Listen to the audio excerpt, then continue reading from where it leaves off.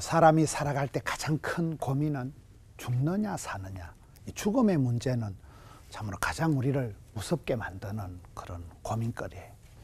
성경에도 보면 한 번 죽는 것은 정한 이치고 그 다음엔 심판이 있는데 항상 사람은 살아가면서 유통기한이 정해져 있다. 그걸 생각을 해야 돼. 내가 천년 만년 사는 존재가 아니고 반드시 내 인생에도 끝이 있다. 죽음의 선이 있다는 거예요. 사도 바울은 나는 날마다 죽노라. 죽음의 문제를 해결한 사람만이 담대하게 현실의 삶을 여유있게 살아간다고 봅니다. 사복음서에 보면 예수님께서 죽은 자를 살리신 사건이 3건이 나옵니다. 하나는 요한복음 11장에 보면 죽은 나사로를 살리실 때 그 여동생 둘이가 울고불고 하지만 예수님께서는 이 병은 죽을 병이 아니라, 그리고 나사로에 가서 나사로야 나오너라. 이 사람을 풀어놓아서 다니게 하라. 그러면서 죽은 나사로를 살리시는 사건이 나오고, 또 하나는 해당장 야이로의 딸을 살립니다. 어린 소녀가 죽어갈 때 예수님께서 가셔서 이 소녀가 죽은 것이 아니고 잠을 잔다. 울고불고 야단스럽게 하지 마라. 소녀야 일어나라. 달리다 굼. 그러면서 그 소녀를 살립니다. 그리고 3번째 사건이 나인성에서 과부의 아들을 살립니다. 과부에다가 독자에다가 청년에다가 참 기가 막힌 현실이에요. 이 죽음이라는 것이, 저는 이 시대, 우리 이 시대가 죽어가는 시대다. 뭐 청년들을 보고 삼포시대다 이러잖아요. 청년들이 희망이 절망인 이 시대에 예수님께서 그 나인성의 과부의 독자가 죽어서 나오는 거기에 서서 예수님께서 청년아 일어나라. 저는 이렇게 성경을 보면서 우리 예수님께서는 사망, 흑암, 죽음, 어둠의 권세를 파하시고 예수님께서 일어나라. 소녀야 일어나라. 달리다 굼. 청년아 일어나라. 이 죽은 청년, 희망이 절망인 청년을 일어나라 하셔서 그에게 새로운 사명을 맡기시는 분은 예수님이시라는 거예요. 우리 예수님은 생명의 주님이시기 때문에 예수를 믿으면 이제는 내가 살아도 주를 위해 살고 죽어도 주를 위해 산다. 이 죽음의 문제가 예수님으로 말미암아 해결이 되는 거예요. 그가 찔림으로, 그가 맞음으로, 그가 죽음으로, 그가 우리의 모든 부족과 허물을 감당하셨기 때문에 이제 예수를 믿으면 죽어도 살고 살아도 살고. 이순신 정신이라고 있더라고요. 내가 교회 다니는 걸 남에게 알리지 말라. 이게 이순신 정신이 아니고, 이순신 정신은 이 필사적생, 필생적사. 살고자 하는 자는 죽고 죽고자 하는 자는 산다. 그렇잖아요. 성경에도 보면 하늘의 미랄이 떨어져서 죽어야 많은 열매를 맺는 거예요. 우리 예수님께서 우리의 죽음의 문제를 십자가상에서 친히 담당을 하셨기 때문에 예수를 믿는 사람은 이제 죽음의 문제를 해결했기 때문에 이제는 살아도 죽어도 주 위에 살 수 있는 그런 여유가 생기는 거예요. 예수님만이 죽은 자에 대해서 명령할 수 있는 거예요. 청년아 일어나라. 소녀야 일어나라. 이 시대가 청년들이 절망하는 이런 시대인데, 이런 때일수록 우리가 예수 안에서 새 생명의 역사를 발견하고, 그래서 죽은 자가 아니라 삶의 역사를 살아가고, 우리 인생은 웰빙이 아니라 웰다잉이다. 죽음의 문제를 해결한 사람은, 죽음의 문제를 극복한 사람은 현실에서도 살아도 감당을 하고 여유있게 살 수 있는 거예요. 성경에서 말하는, 저는 이 죽음의 문제를 청년을 가지고 예수님께서 청년아 일어나라. 그 말씀을 통해서 오늘 또 예수님께서 우리에게 오셔서 이 죽음의 문제를 꾸짖으시고 죽음의 문제를 해결하시고, 그 주님을 믿는 자들은 이 땅에서도 산자여 따르는 삶을 살아갈 수 있을 것입니다. 기도하겠습니다. 이 땅에 사망의 흑암의 권세, 죽음의 권세를 이기시고 부활하신 주님, 다시 오실 주님께서 저희들에게 새 생명의 역사를 주셔서 저희들이 이 땅에서 죽음의 문제에 염려하는 자가 아니라 청년아 일어나라. 달리다 굼. 소녀야 일어나라. 나사로야 나오너라. 그 주님의 음성을 듣고 산자의 길을 감당케 하여 주시옵소서. 아멘. 예수님 이름으로 기도하옵나이다. 아멘. 아멘.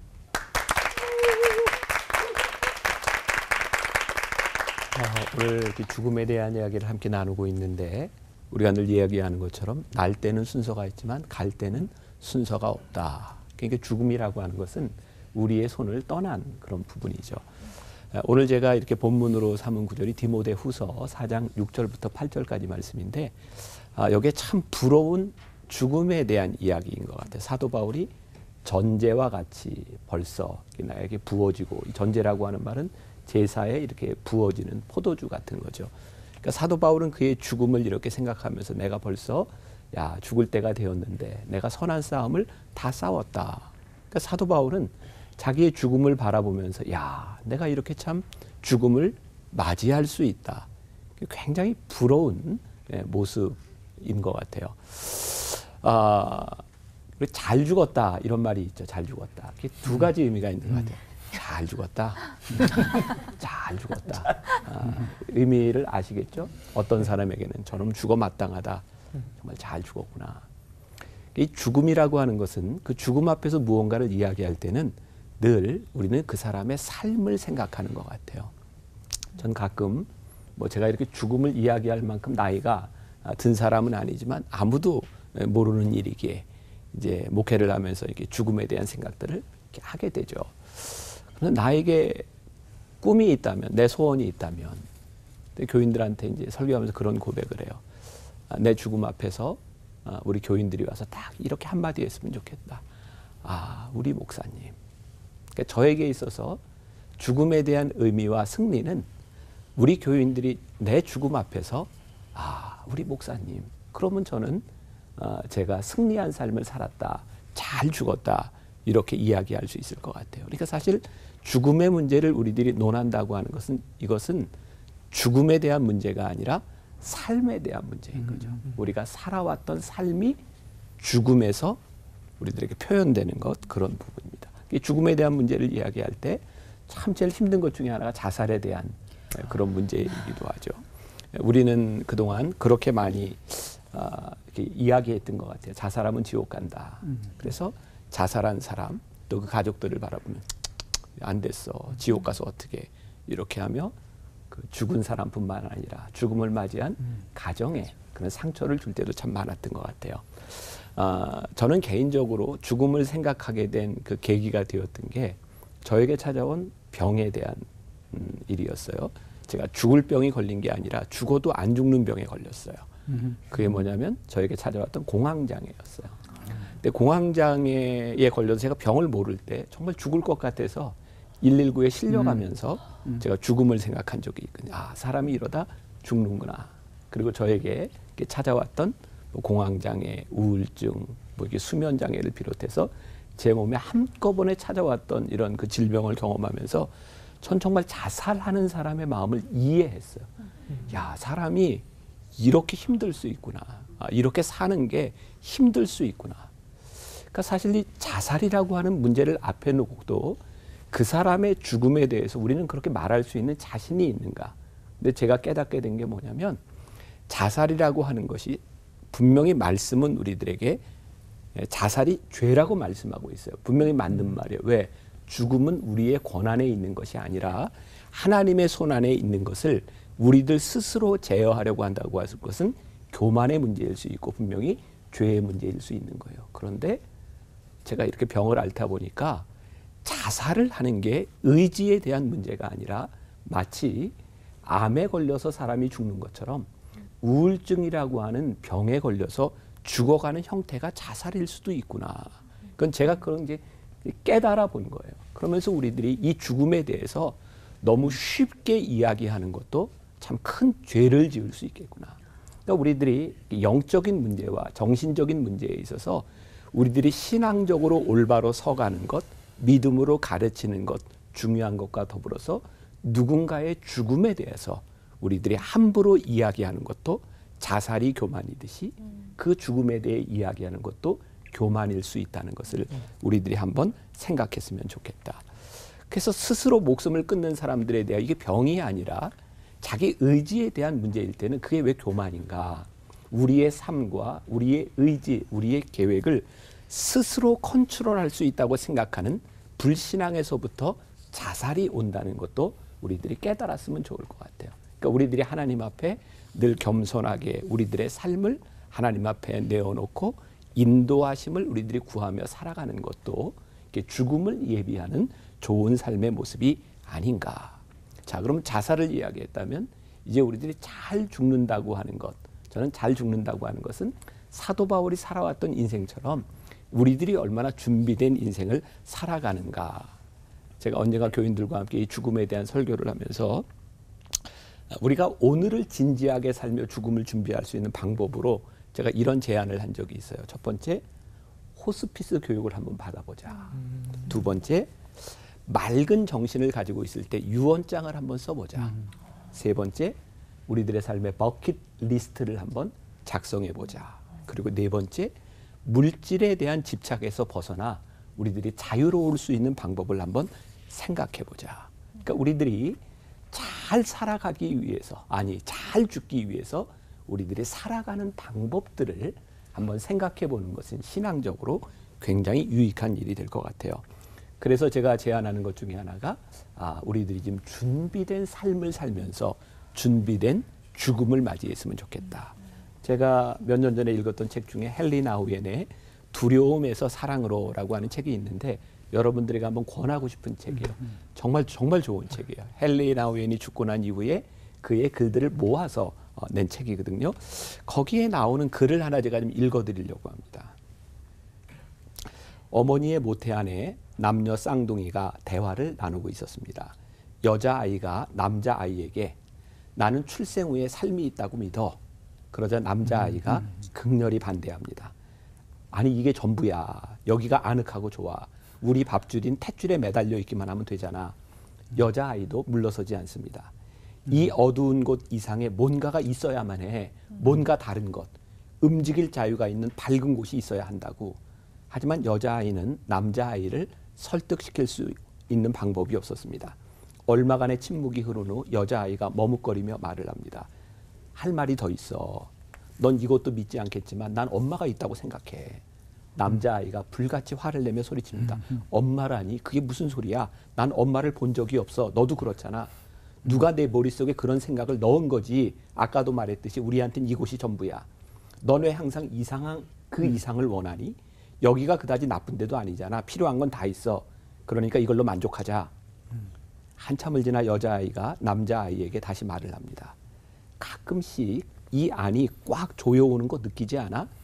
꽤 거북하고 어떤 때는 고통스럽기까지 하잖아. 남자아이가 대답합니다. 그래, 그게 뭐 어쨌다는 거야? 여자아이가 말을 합니다. 난 이 조여오는 이것이 우리를 준비시키기 위해서라고 생각해. 여기보다 훨씬 아름다운 곳, 우리 엄마의 얼굴을 볼 수 있는 곳으로 갈 수 있도록 말이야. 넌 가슴이 설레지도 않니? 이 글 하나를 통해 죽음에 대한 그리고 우리들의 소망에 대한 이야기를 다 해주는 것 같아요. 제가 여러분들에게 결론적으로 이야기하자면 이거 자막에 넣어주세요. 준비되지 않은 죽음은 절망이지만 준비된 죽음은 영광과 소망이 아닐까요? 기도합시다.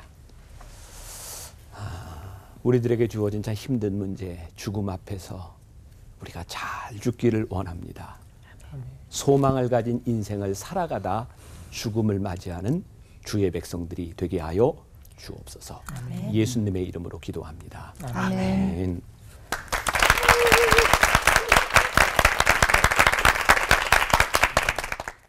우리를 향하신 하나님의 뜻이 있어요. 그건 하나밖에 없습니다. 행복하게 잘 사는 거예요. 항상 기뻐하라, 쉬지 말고 기도하라, 범사에 감사하라.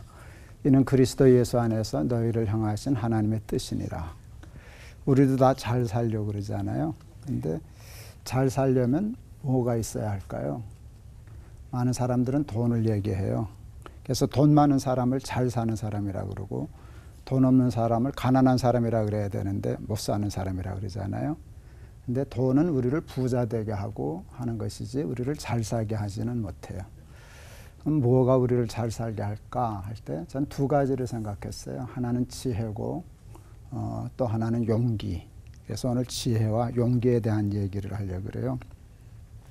우리의 삶을 무너뜨리는 잘 못 살게 하는 가장 치명적인 주범 중에 하나는 어리석음이에요. 판단착오. 이게 잘 사는 건데 이걸 잘 사는 것으로 착각하면 잘 살 수가 없잖아요. 그러니까 잘 살려면 지혜가 있어야 되겠다. 그 다음에 이제 폴 틸릭이라고 하는 신학자가 courage to be라고 하는 존재의 용기라고 하는 말을 썼는데, 인간답게 존재하려면, 잘 살려면 용기가 필요하다. 이제 그런 생각을 했어요. 저는 이 지혜와 용기가 우리의 삶에 있어서 가장 중요한 소중한 가치라고 생각을 했어요.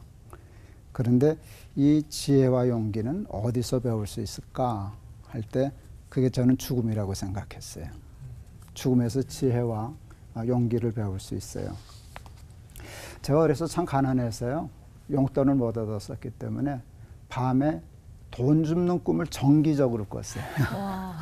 가면 돈이 있어요. 한참 있어요.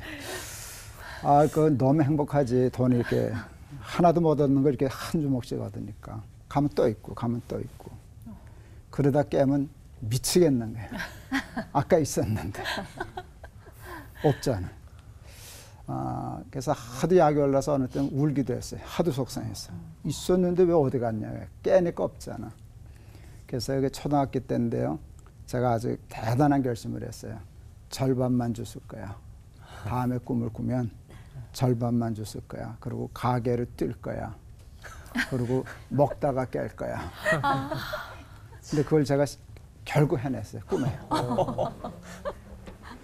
돈이 보이는데 안 줍는 건 대단한 꿈속에서라도 이거 포기하는 거니까. 저건 빨리 깨기 전에 뛰어야 돼. 꿈일 수도 있어. 뛰었어요, 먹었어요, 깼어요, 할렐루야지.